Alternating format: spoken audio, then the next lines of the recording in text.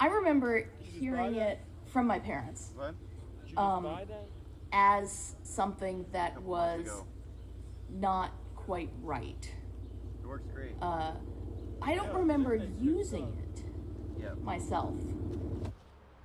It was a word used for outcasts, for people who were non-conforming.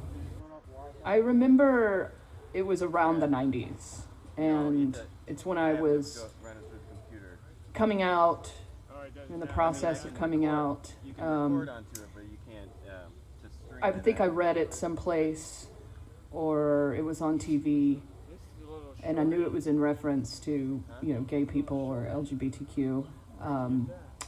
And I was really offended. And it's weird because I don't think that I ever really used that word queer for anything ever in my life. So it's not like I had a basis for what the word queer meant. But I think what I understood was that the context that it was used in was very negative. And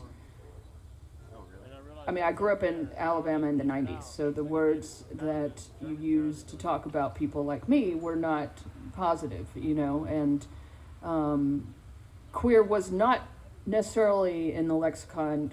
That was more, I think queer was used before I was born a lot of times to describe gay people. Words like fag and lesy and dyke and things like that were used. But I do remember the word queer and being offended and not liking it at all. I don't remember the first time I heard the word queer. I was talking to a friend about this whole thing earlier, because she was also participating in this project. And she talked about how, for her, it was a shameful word. I didn't grow up with the word queer. When I was a kid, the really shameful word was lesy. You're a lesy. I know you're a lesy. And that word struck fear into my heart, but not queer. I am almost 73. I do remember the first guy I ever kissed, and more memorably, the first woman, but I definitely don't remember when I first heard the word queer. I don't remember being called queer, only feeling different from the other kids. I felt queer. I think the first time I heard the word queer, it was a vocab word in middle school, and someone brought it up. It would have been in a book, and it said that the meaning was weird and abnormal. And I think there was some giggling because some people in the room knew that it also stood for gay people, and of course being gay was so funny, and I remember thinking, it's important that if I do use this word, that I'm using it in a respectful way, but I also was totally in denial about being gay myself. So I'm like, this is a word that I should be respectful in using towards other people, but one that would never really apply to myself. And I was wrong. Boy, was I wrong. But that's also a wonderful thing too. His book was he was a hustler as a young man, and this was an autobiographical story of his life. And it was presented in a very sex-positive way. It was a name people called me in the past. And then I reflect on these generation now, here, 50 years later, who have lots and lots of names they can identify with, some of which I don't know or understand totally. But I think that's such a different thing that we did, just coming out or even thinking about yourself as being other, was so lonely as a kid.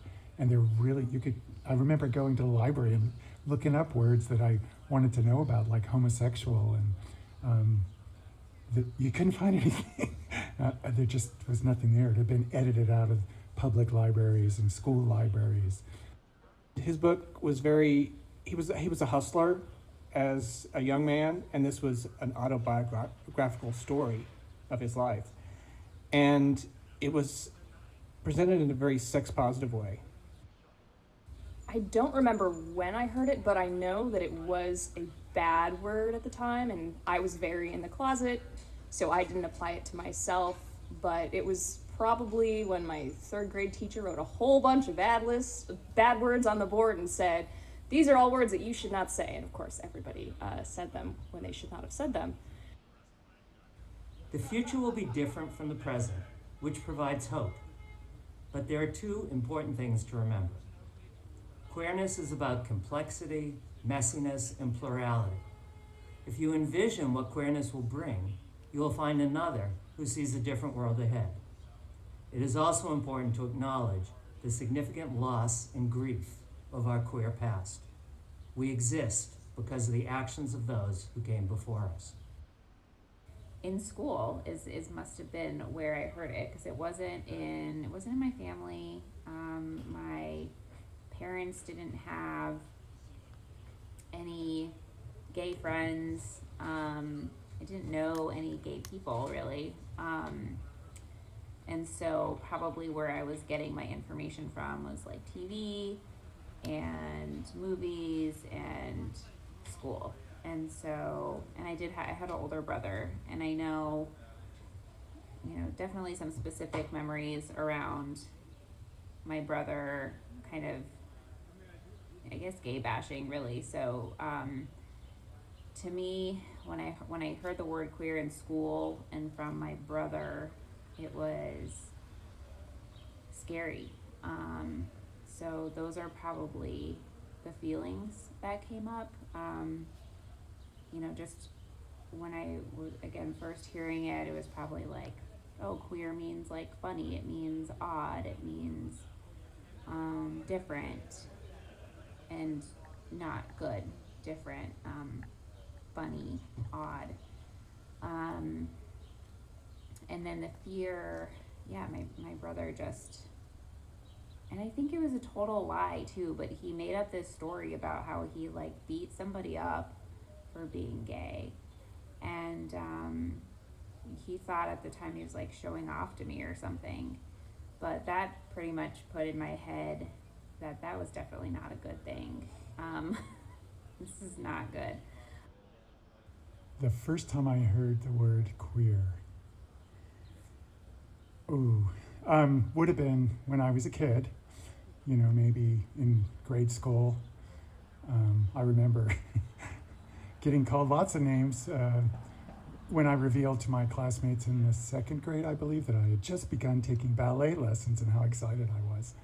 And sissy was the big word, but queer, I'm sure, got thrown in there somewhere. And I knew what a sissy was, but queer was not a word I knew very well. I think the first time I heard the word queer was on a visit. I grew up overseas in the Middle East, and so was on a visit to the United States, and I kind of felt that it meant weird or strange, and that it wasn't something exactly positive, that it just meant something really strange. I do. I do. Oh my gosh, this is a sad and good memory. I'm in 4th grade. It's 1974. I'm playing outside with my friend Lisa and her sister Laura, who was older by like 3 years, right? So middle school, probably 7th grade. She came by, and I don't remember what happened, but I called her queer. I didn't know what it meant, but I said it, and she actually attacked me. She kicked me so hard in both my shins that I had bloody wounds, and I knew, A, that I shouldn't have used that word, and B, I couldn't tell my parents what happened. Like, there was no way I was going to tell this whole story. Like, I was going to get in trouble in some way. And so I just literally went home and washed my wounds. I have to say I don't like the word. The first time I heard the word queer was the same time I heard the word lessy. and it was used to describe two women in our small town in upstate New York, and it was derogatory. And I became very fearful because I knew that's exactly who I was. And I made it a point to never display any symptoms of being queer. And when I was growing up, it was homosexual. So there wasn't any, people didn't describe it as queer, it was homosexual, so. And I don't like that word. There was a girl at our high school who identified as queer, and I didn't really understand what it meant. And then when I was in college, someone described it as kind of like an umbrella term, and like that started to make more sense to me. The first time I heard it was actually probably like in terms of my parents and like the work like my mom did or like they did, and like, you know, being in the queer community. Because I can't think of any time I remember really hearing like any peer say it, and I definitely think that when I heard a peer say it, it wasn't the first time I had heard that term. And I think, neutral about it, because I was just like, yeah, you know, it's another part of what my parents are and like what the community is. Growing up, people often use the word to describe effeminate or affected men appearing on TV or in public. They would say something like, he's such a queer. One of the first times I heard it used against me was waiting at a bus stop on my way home from school. I was about 11 or 12 at the time, when I was kicked in the ground, spat on, and called a dirty little queer. I thought it meant I was disgusting, that I didn't belong anywhere, and except to be ridiculed and laughed at. I felt horrified, ashamed, and very scared. My friend Dee Dee, who is 3 grades older and in junior high, said her mother told her the queers hung out at the International House of Pancakes in Bethesda. That was the big city. Her mother said she would never set foot in the Bethesda IHOP because of those queers. I'd heard other kids say queer, usually bullies picking on smaller kids or kids who were different. I just didn't know it meant homosexuals. I don't think anyone called me queer in elementary school. No, that came later after I'd come out. But by then I was in my 20s and old enough to say, fuck you. You know, I don't really remember the first time I heard the word queer, but I know it was long before I came out, and it filled me with a sense of unease. I felt perhaps a little implicated because I knew I was gay, and it seemed like it was saying there's something wrong with that.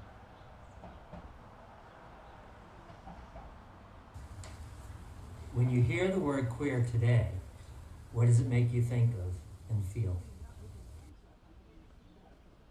I love that younger people, gay people, are using the word queer to identify themselves.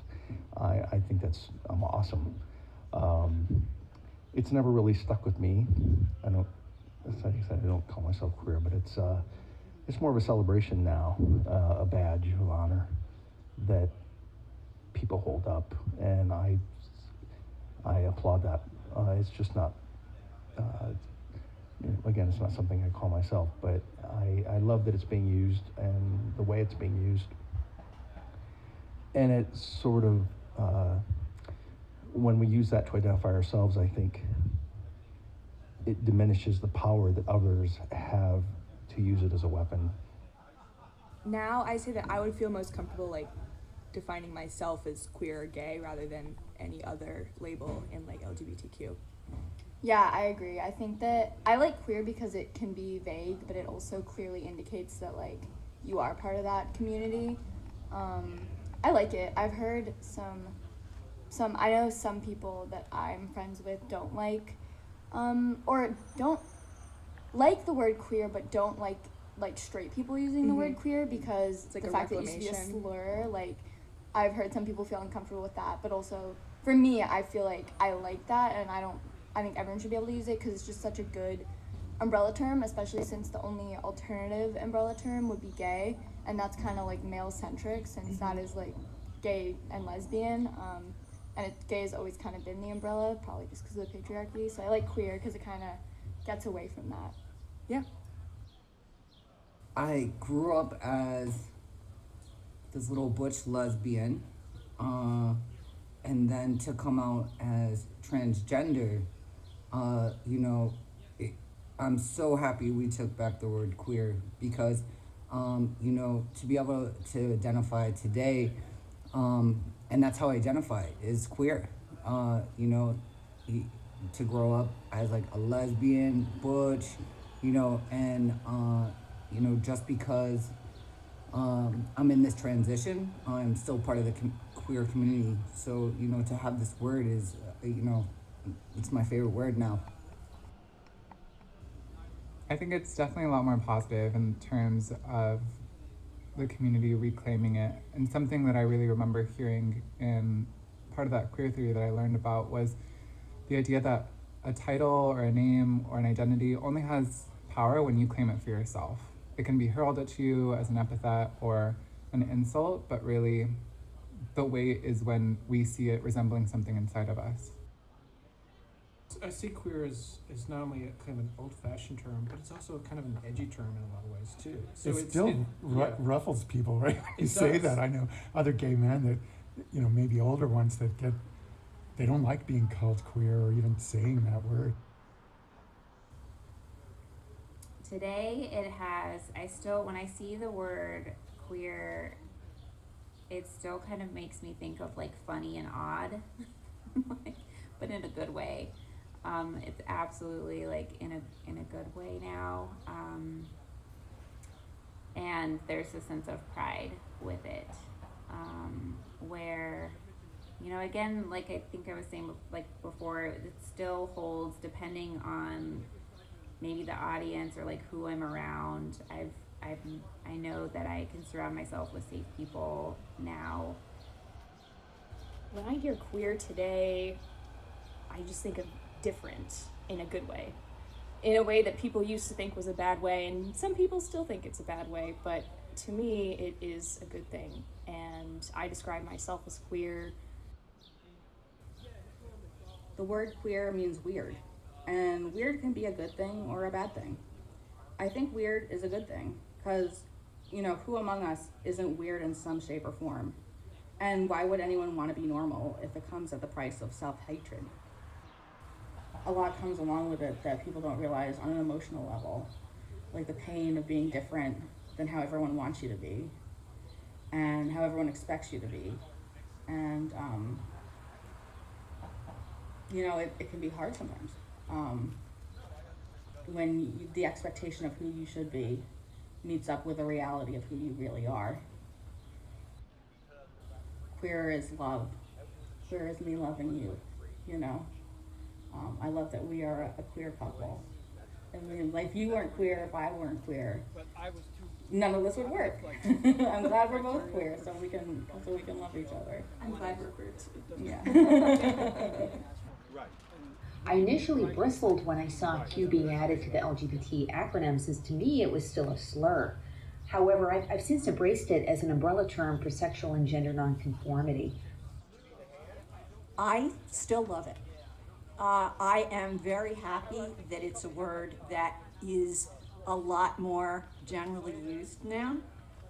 Again, I do think of it as an inclusive word. It's not as in your face, I think, as it used to be, because it has been generally adopted.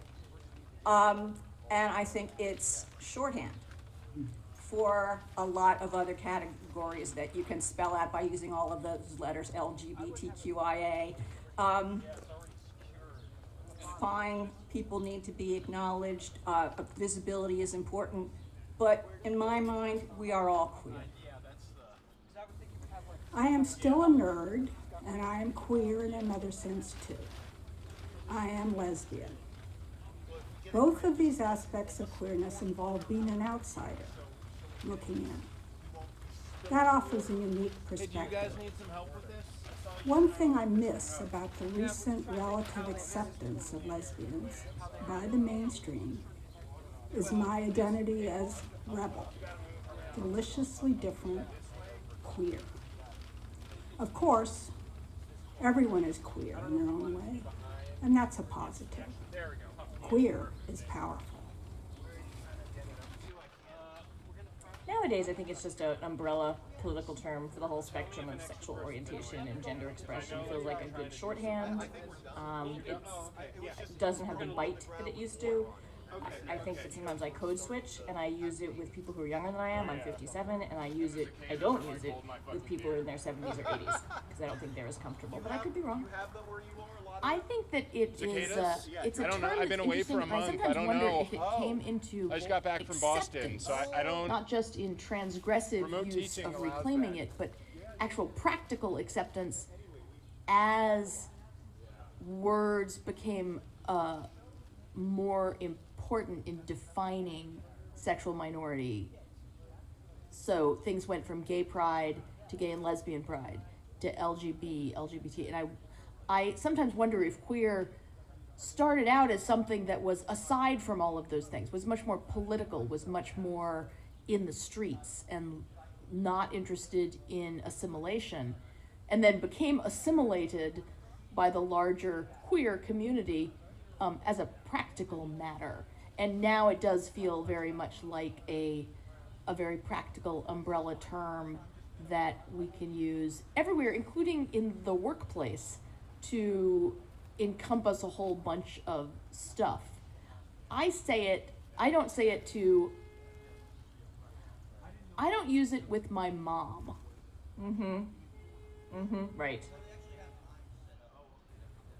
Now after years of sort of being out and proud, I think we claimed the word queer back in the 90s when I was part of ACT UP and also part of, more peripherally part of Queer Nation. So when I started hearing people use that word in a way that they claimed it, it felt like something else I had to take on and just use, because I was already out as a person with HIV, AIDS. And queer was just one more moniker that kind of described who I was and why I was like that. I'm in AA, and it struck me over the years that there are two big stories that people tell in the rooms, and when one of them is when they realized they were an alcoholic and their life had become unmanageable and they had to do something about it. That's a really big point in people's lives, and everyone draws near when they hear that.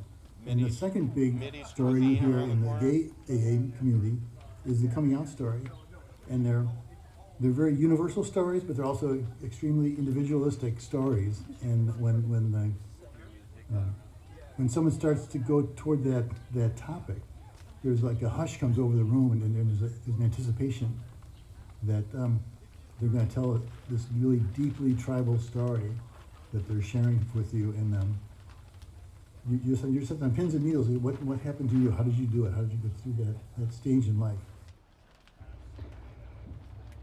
When I hear queer now, I think it depends on the source. It certainly doesn't have the power over me that it used to. I don't refer to myself as queer. One of the things about the word queer that has always struck me is that it starts with a Q. So I think of it visually, looking at the word, that it is an unusual word in that words with Q's in them and that start with Q's are less common than other letters in the alphabet, because they're complicated. And that sort of has always struck me as appropriate, because queer is complicated. And also the letter Q is a big letter. It's not like an I, or even an A. It's a big letter. It's a round O, but even more so, it's got like a little kick to it, a little tail, a little flourish to it. So it has always struck me as an adult as a very appropriately brassy start to the word. Because it's an easier way to describe myself, and I think of everything under the LGBTQ umbrella as, anything that is not what we are told is normal is queer in a way. And whether that's how I look, how I dress, how I refer to myself, queering the language is something that, as a linguistic anthropologist, I learned about and have talked a lot about and thought a lot about. LGBTQIA, and I still don't understand what queer means. I assume it's a word to encompass more of a general meaning than a specific meaning, right? Like, I'm lesbian, I'm not queer, right? So I like women, whereas queer is, I think, is like more like having to do with liking all types of, non-gender conforming and even poly and all of that, bisexual. That's what I think it means. When I hear queer today, I just think of different in a good way. In a way that people used to think was a bad way, and some people still think it's a bad way, but to me, it is a good thing. And I describe myself as queer. I am a Muslim, Middle Eastern, mixed racially lesbian. And so now the word queer to me is a very positive, all-encompassing word. And I feel that it's a word that kind of unifies the LGBTQIA community, and makes space for everybody, whoever they are. Whatever your background is, it kind of gives you that space to hold place in this community. No matter what your gender is, what your pronouns are, however you identify, you belong in this community. God, was it the 90s when people started reclaiming it? And I remember initially thinking, well, that's not gonna fly. Why would, but I think I pretty quickly got that it was reclaiming and it was fine. Like, it did not alarm me. What is it? It was an interview, documentary. Huh. Queer as folk? Yes. No. That's something else entirely. No. Yeah, exactly. That wasn't it. You think there's a documentary in the 80s with LGBT people, Yeah, and they used because the I went Q to word. see it in Pittsburgh. Okay. Yeah. Now I'm going to look it up on my phone in a minute, and I will get the name of it. But yeah, they used the word queer. And what did you think about it? Well, I was uncomfortable with the whole thing. I mean, it was 1980. I'd only been out I wasn't really even out. No. It's a good catch-all, and I have definitely said it, although I will say it to younger people, not older people. So I code switch.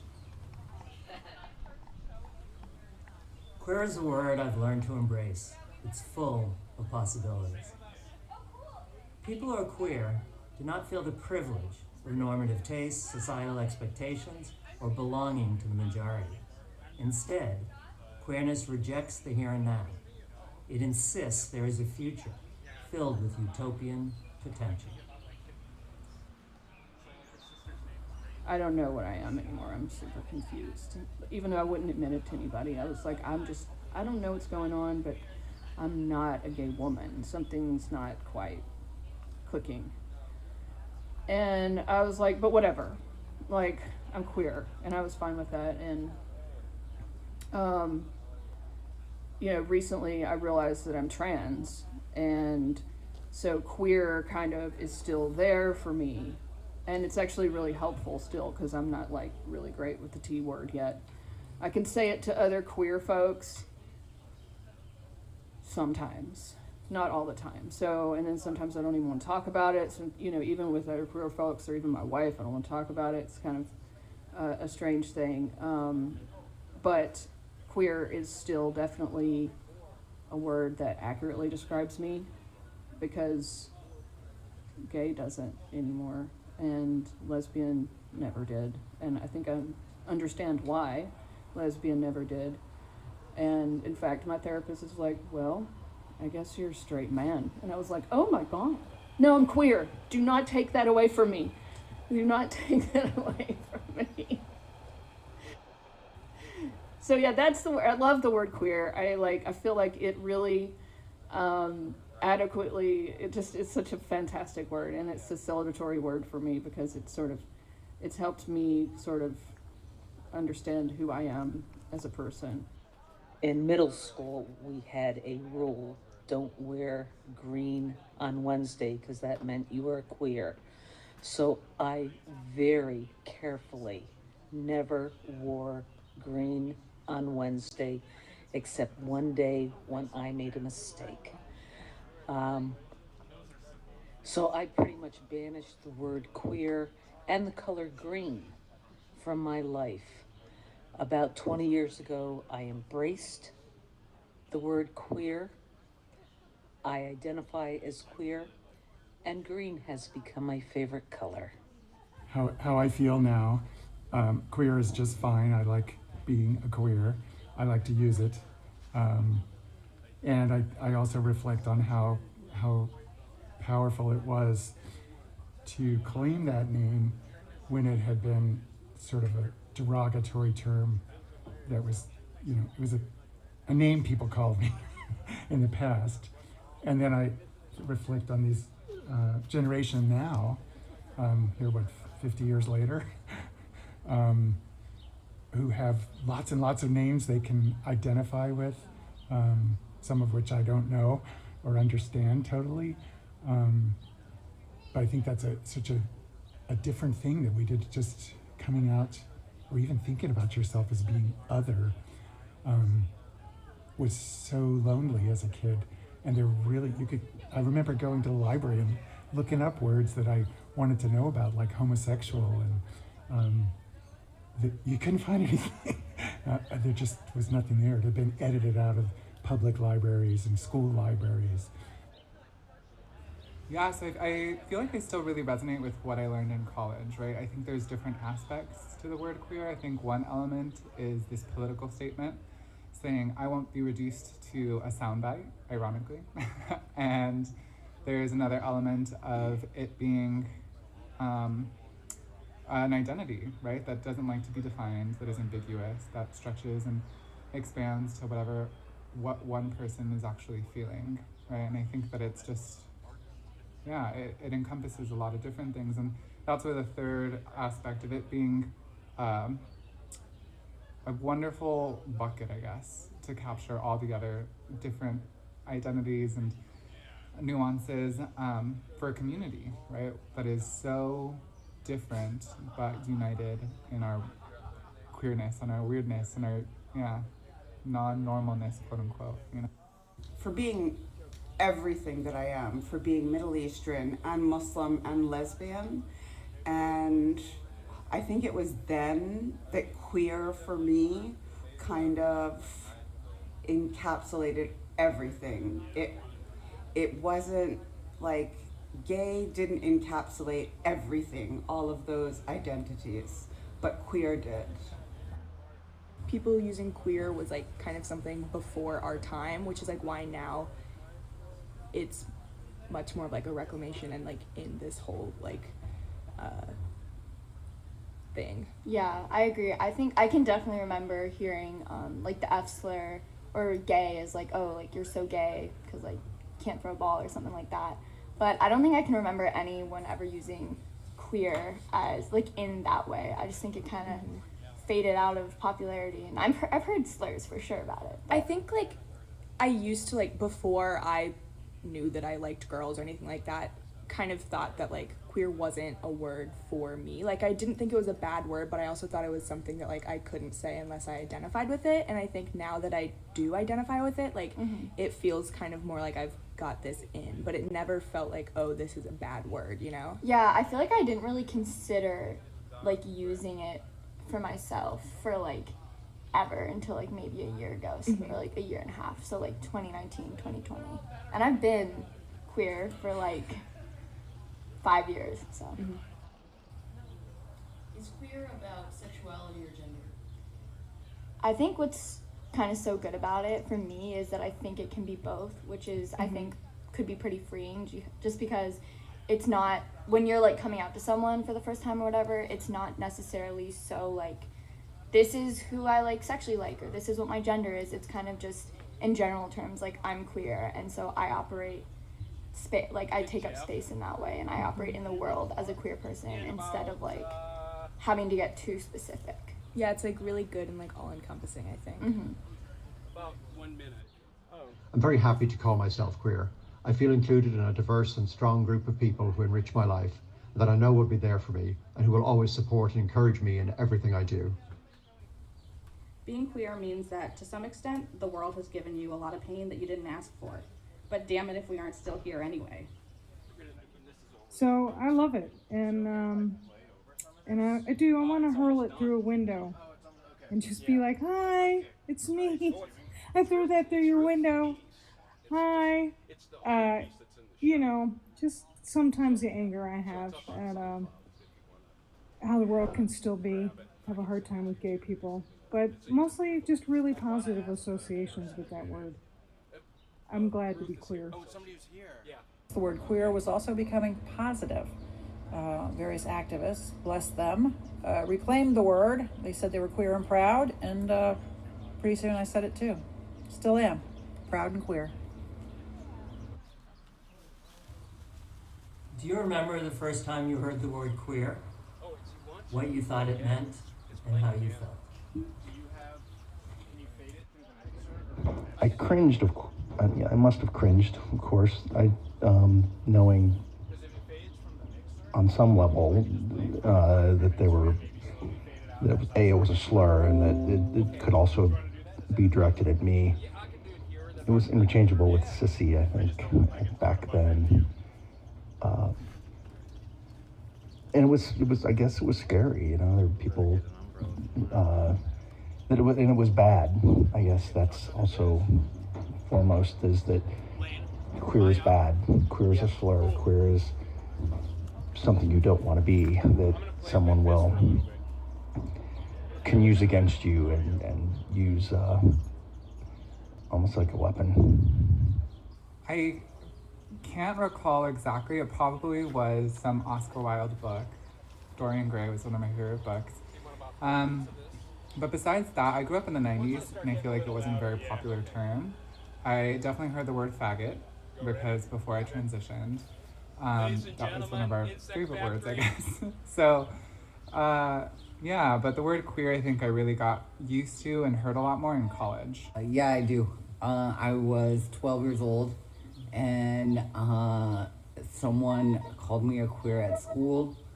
I left school, and then I skipped, went to my girlfriend's house, and that's actually how I came out to my grandfather. Is he found out I skipped school. I told him someone called me a queer, and he said, "Aren't you?" And I was like, "Yeah, I am." And he's like, "You have to wait till you're in college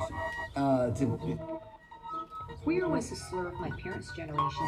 I used to overhear my mother use it to identify and disparage homosexuals. Later on, when the word was reclaimed, I saw it being used more in academic context than hearing it in everyday speech, so I viewed it with a sense of detachment. I remember hearing it from my parents as something that was not quite right. I don't remember using it myself. It was a word used for outcasts, for people who were non-conforming. I remember it was around the 90s, and it's when I was coming out, in the process of coming out. I think I read it someplace, or was listening to and it was in reference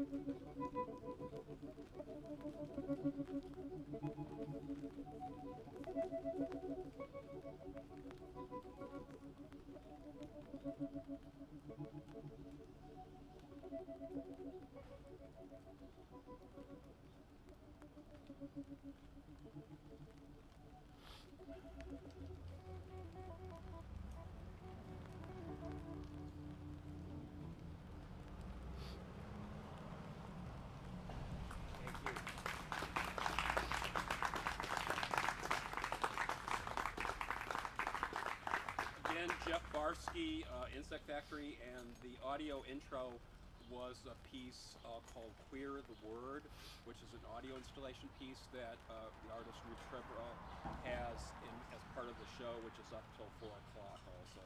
And you could scan a QR code and download that off SoundCloud. Yeah, thank you all for being here. Jim, thank you for allowing me to support Queering Sound.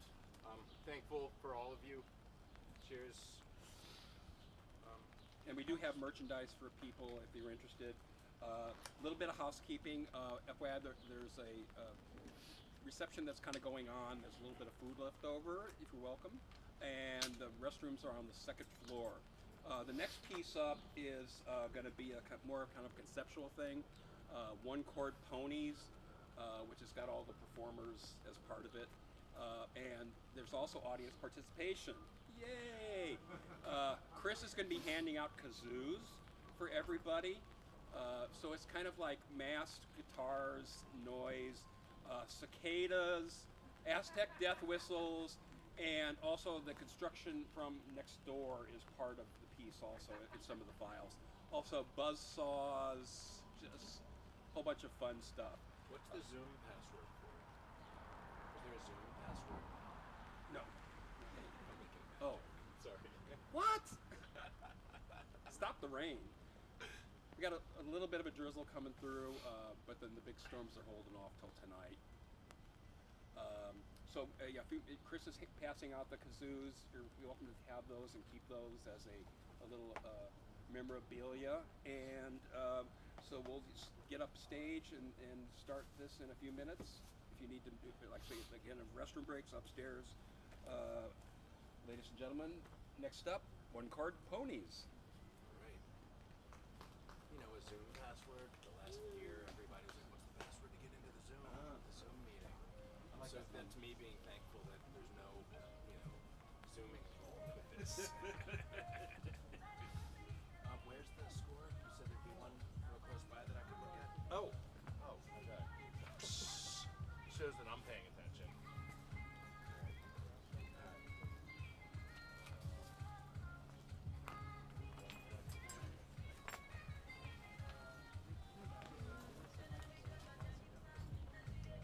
Oh, no, guitar. Oh.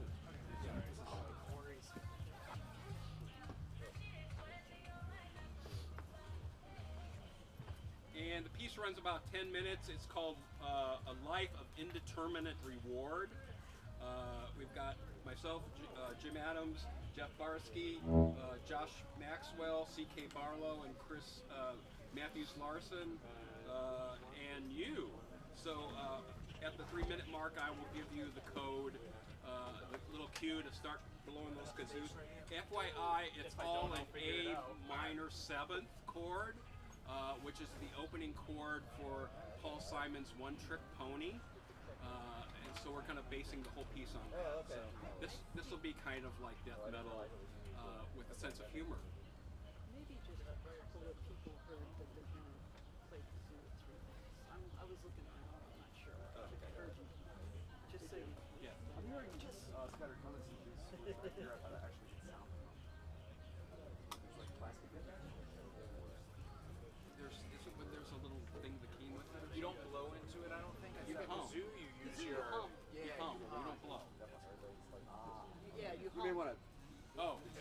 A kazoo tutorial. You hum, not blow. It's not a whistle. It's a kazoo. You hum. You don't blow, you hum. It's queering sound. You hum.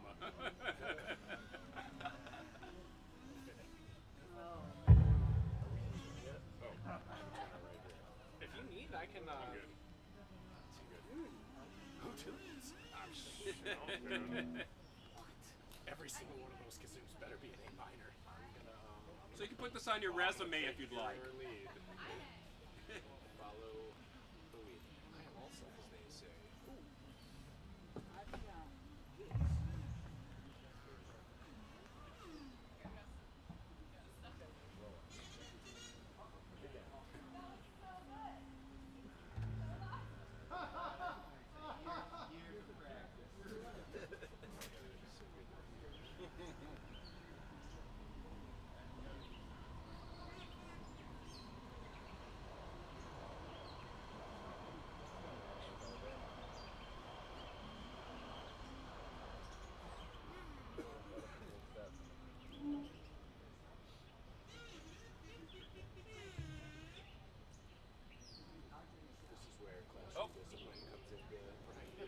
Lane?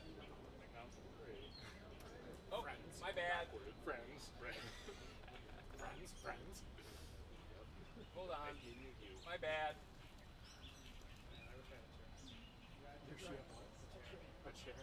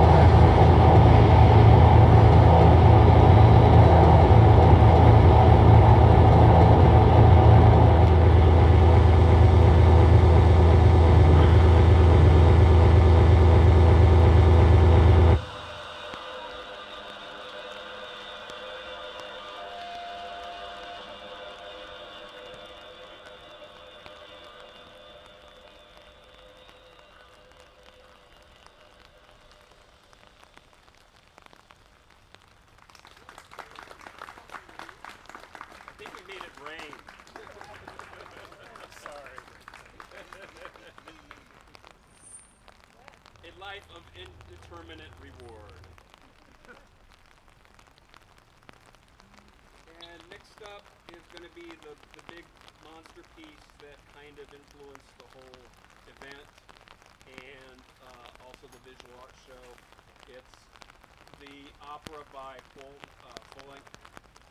based on a one-act play by Jean Cocteau, Humaine, and that will basically incorporate a bunch of additional vocalists who have contributed from across the country and also locally. Katie's back there. She's one of the vocalists on it. Yeah, she's waving. Sorry about the weather. Yeah. But we also have people from Berlin, a couple local folks, London, Toronto, and that'll start momentarily.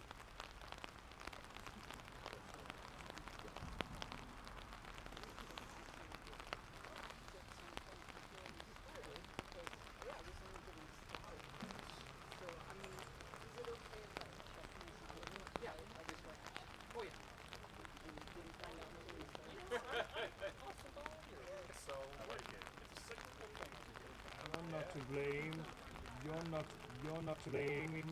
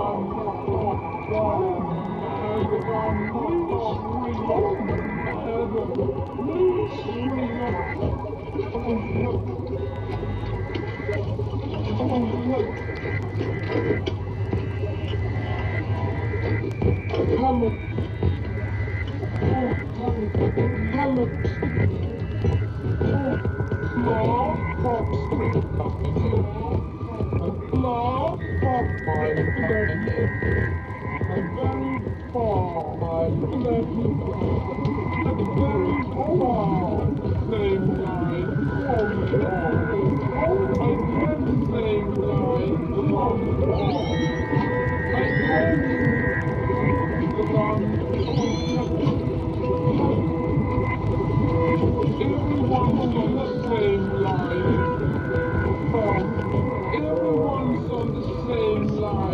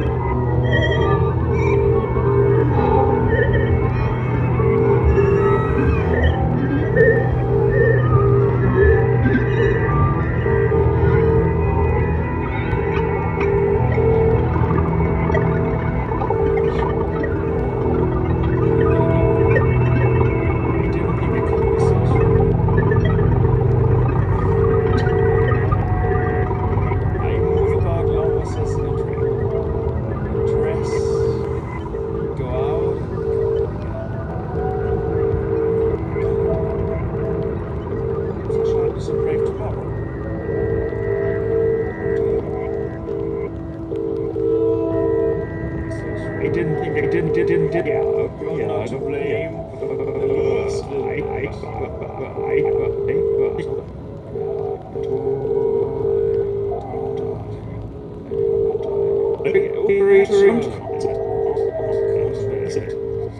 the contrary, on the contrary,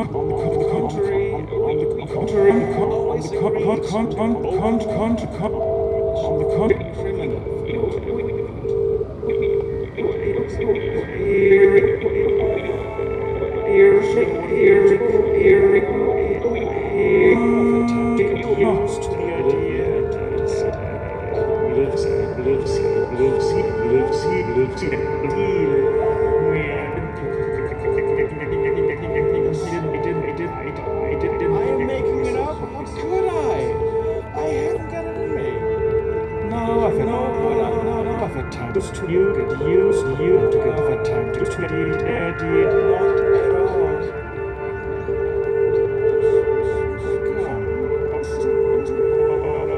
You could tell by my voice. I said I am making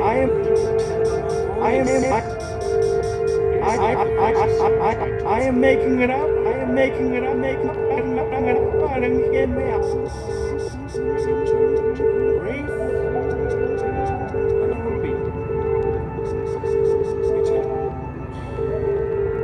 Wasn't it all the same thing? But it's all very few and those fortunate expecting it. You're always bowled over when it comes. It's an exaggeration. At least I've had the time to get used to the idea. To soothe me and make me shut my eyes to it. Was against too many things. How to fight against. Your first 5 year happiness, I'll take the risk. I never imagined we could settle down. I have what I'm like. Know what I'm like. And no, but I don't regret. I don't regret anything. What I'm like. I said you could touch the listen. You're wrong. Hello.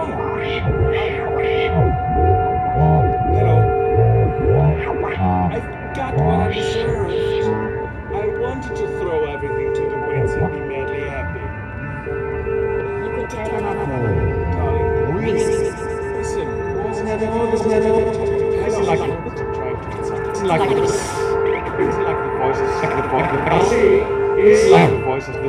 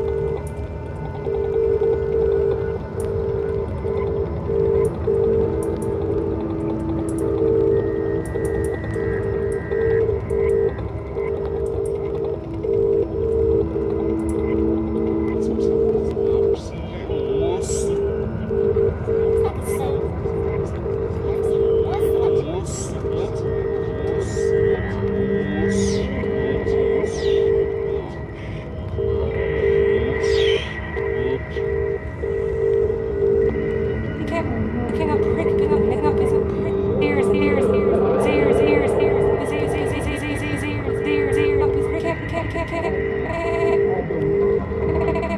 He kept looking at me. He kept looking at me. He kept looking at me. Oh, he kept his ears, pricking up his ears, pricking up his ears.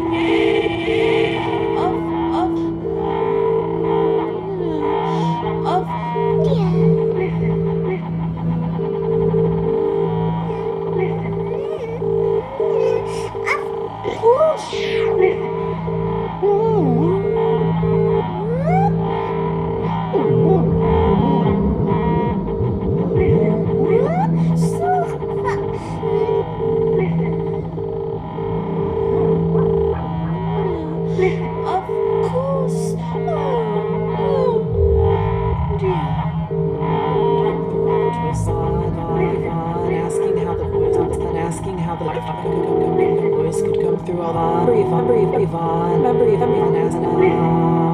asking how the voice could come through all the twists in the wire, come through all the wire, how the voice could do all the twists. Do you remember Yvonne? Could come through twists in the wire. I have put the wire around my neck.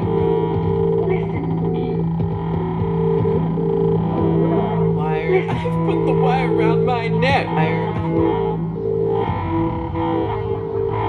have put the wire around my neck.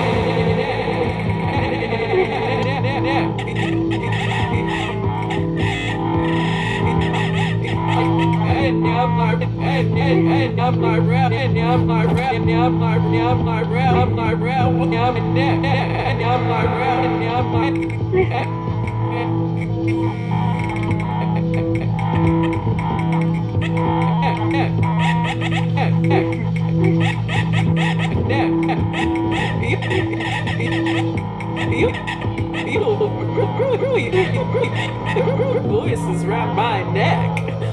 My neck. Voice is round my neck. Your voice is round. Voice is round. Voice is round. Voice is round.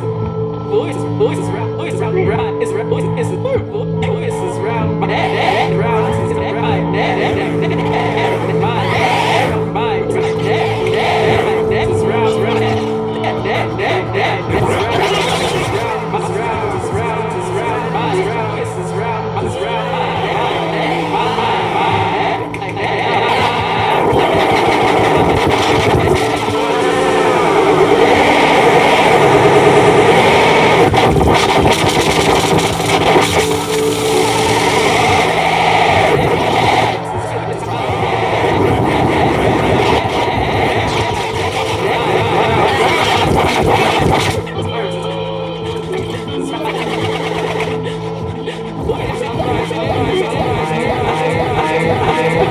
Around my neck.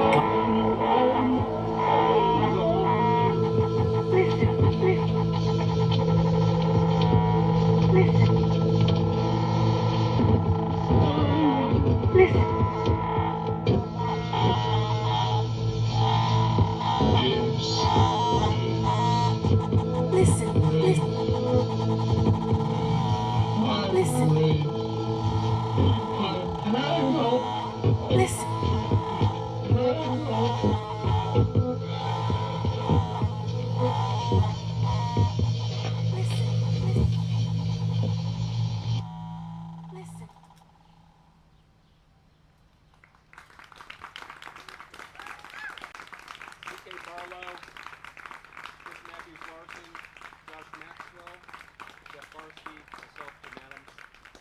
Katie was in there at the end. Thank you. The other vocalists were M.Mu, who's a queer vocalist from Berlin, who goes by Bleeding Black Wood. Next up was Sarah O'Halloran, who's a local musician and sound tech for Stagecraft. Next voice was Roshi Nasi, who does a band called Roshi Pars Radio with Graham Dadal, who plays with Paralubu and used to play with Nico. Next up was the sound poetry from Neil Radke, who goes by Anil name out of Toronto. And then finally, Katie was the last vocalist. And Katie is also one of Rhizome's community arts recipients. So there's information on little cards that Rhizome is passing out.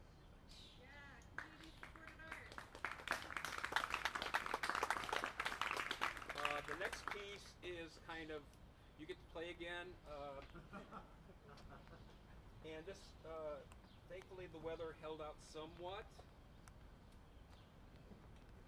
Yeah.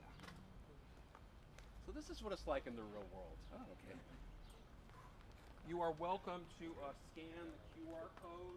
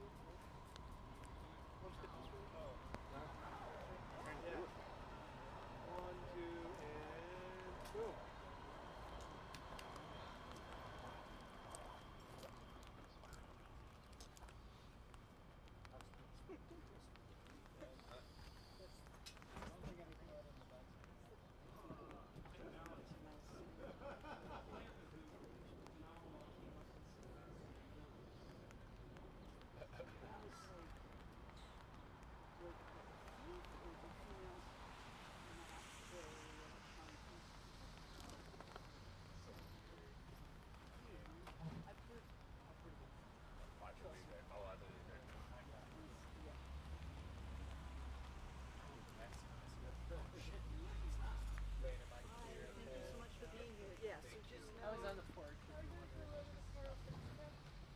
What? And this is an hour-long piece, so like I said, you can start and then kind of wander and play it in your car as you're driving home, or if you want to go to a restaurant afterwards, like Bevco, or you're more than welcome to scan it.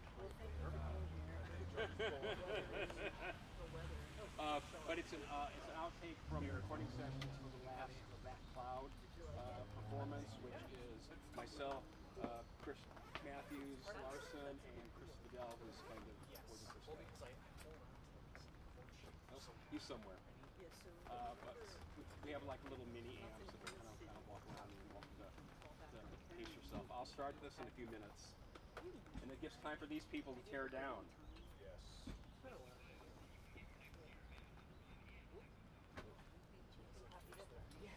I saw the chair was sliding. Oh, good. Yeah. It's like,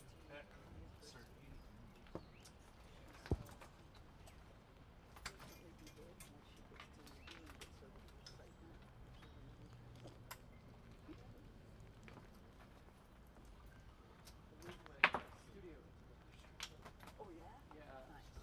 Not the really big bedroom, but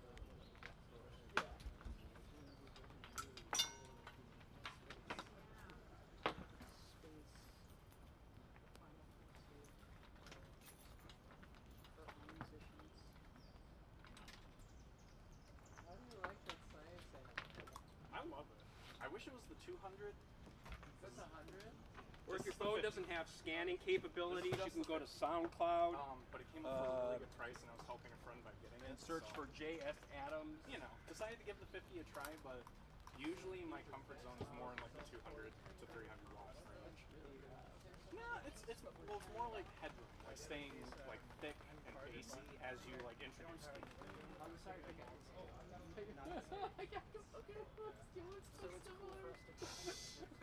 That's the All that's good. That's the trouble of being a generic white guy with tattoos and glasses and beard. And right? Yeah. It's the curse.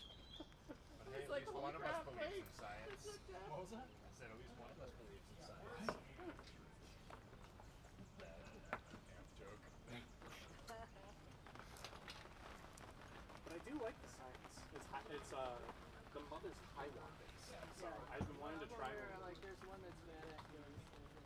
Yeah, the Earthling, I think. The Earthling is mad at you. I'm aware of this stuff. It's fun. I'm currently using a Frenzel 100 watt for basic. Okay. That's awesome. It's worked out well for me. I got rid of my orange tree thing. Which one do you have? I had to go dark. 50, Okay. So 30 watts? 50. 50, okay. How did you feel about the 50 watt range? How did that work out?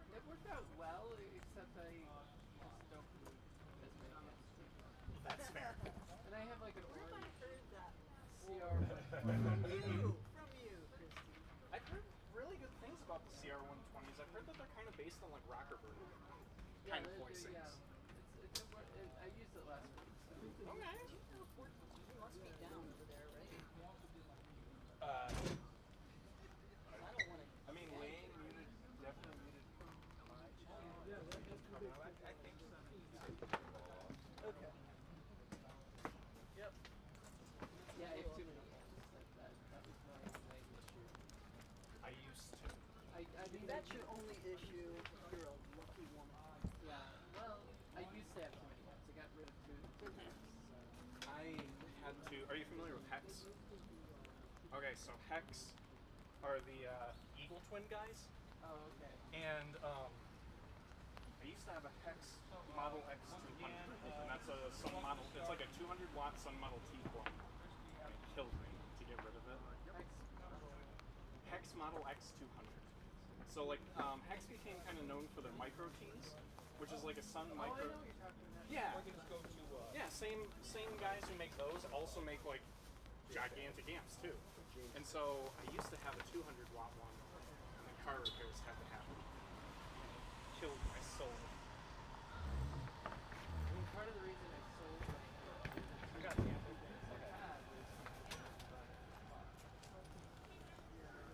So the best part of this will be if it gets out of whack or anything, it'll be really fun.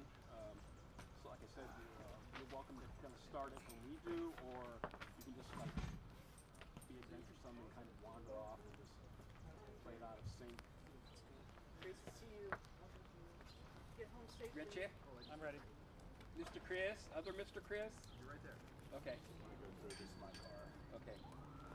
Thank you, Jeff. Yeah, oh yeah, for sure. Oh, Jeff, I've got the little stop with Joseph after the tech. I've got the sign ups for the donation. No, I've got them up. Oh, cool. I'll just reach you afterwards. Yeah.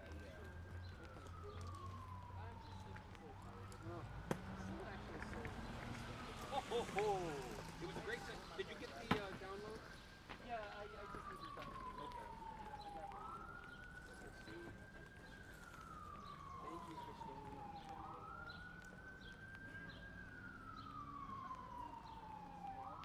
Ready?